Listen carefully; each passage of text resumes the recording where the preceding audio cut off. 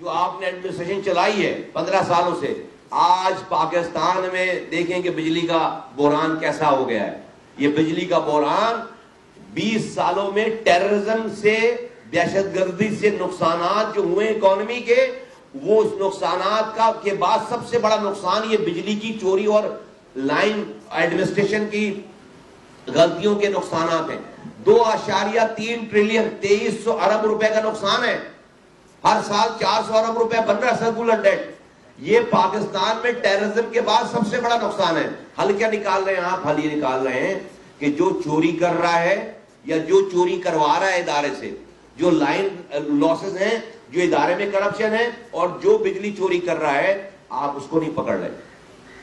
آپ اپنی غلطیوں کو نہیں صحیح کر رہے، آپ اپنی ایفیشنسی نہیں بڑھا رہے. آپ کیا کر رہے ہیں؟ آپ جو چوری کر رہا ہے اس چوری کے خسارے کا پیسہ اس آدمی کے اوپر ڈالیں جو کہ آلریڈی آپ کا آنےسٹ کسٹمر ہے، آپ کا بل دے رہا ہے، آپ کو بل دے رہا ہے. آپ اس کے پیسے، چوروں کے پیسے، اپنی کرپشن کے پیسے، اپنی ایفیشنسی نہ ہونے کے پیسے آپ اس آدمی کے اوپر بل پہ ایڈ کرتے آج یہاں تک آ گئے ہو کہ اب وہ جو آپ کا آنےسٹ کسٹمر تھا اب وہ بھی بل دینے کے قابل نہیں ہے. اس کی مثال میں پہلے دیتا رہا ہوں کہ ایک کسی دکان میں ڈکیتی ہو جائے، ڈاکو آئے، دکان لوٹ کر چلے جائیں، کیش لے جائیں سارا، تو دکاندار کیا کرے کہ بجائے اس کے کہ ڈاکو کا پیچھا کرے، پولیس کو کال کرے، جا کر FIR لگوائے، اپنی کوئی پروٹیکشن کا کوئی سامان کرے، اس کے کرنے کے بجائے وہ ہاتھ پہ ہاتھ رکھ کر بیٹھا رہے اور اگلے کسٹمر کا انتظار کرے.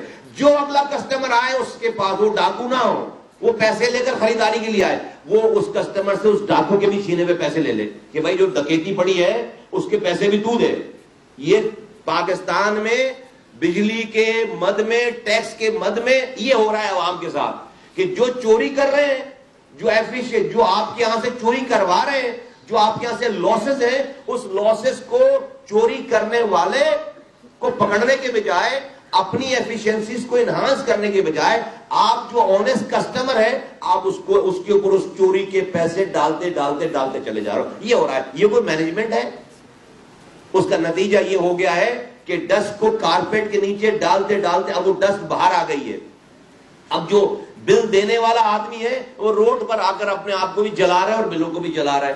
آج آ گئے آپ ایسی سچویشن میں، تو ہمیں اس پہ یہ کراچی سے آپ 3 روپے 81 پیسے آپ ایکسٹرا پیسے لے رہے ہیں، جو کہ ہم بار بار بتا چکے ہیں کہ ہمارا 1 روپے بھی لاس ہم نے کنٹریبیوٹ نہیں کیا. لیکن جب آپ پورے پاکستان سے چارج کریں تو ہم سے بھی چارج کر رہے ہیں. 44 ارب روپے پورے سال کے اور 3 روپے 81 پیسے پر یونٹ آپ ہم سے ایکسٹرا لے رہے ہیں، جو کہ الیکٹرک بھی کہہ رہی ہے کہ یہ غلط لے رہے ہیں. وفاق نے اس پہ لگا دیا، ہم اس کا کیس بھرپور انداز سے لڑ رہے ہیں. تو ان چیزوں کی ریفارمز کی ضرورت ہے. جو لوگ الیکشن اور جمہوریت کی بات کریں، اس کی ریفارمز کی ضرورت ہے. تو اس سسٹم کو ٹھیک ہونا ہے پہلے، اس کے بعد الیکشن ہونا ہے نا. اگلی بات میں کرنا چاہتا ہوں، افسوس کے ساتھ کرنا چاہتا ہوں کہ پچھلے دنوں عمران خان صاحب کی پارٹی نے عمران خان صاحب کے کیس کو عالمی عدالت میں لے گئے، اور وہاں پر انہوں نے جو ہے وہ جیفری رابرٹسن جو ہے وہ وکیل کیا.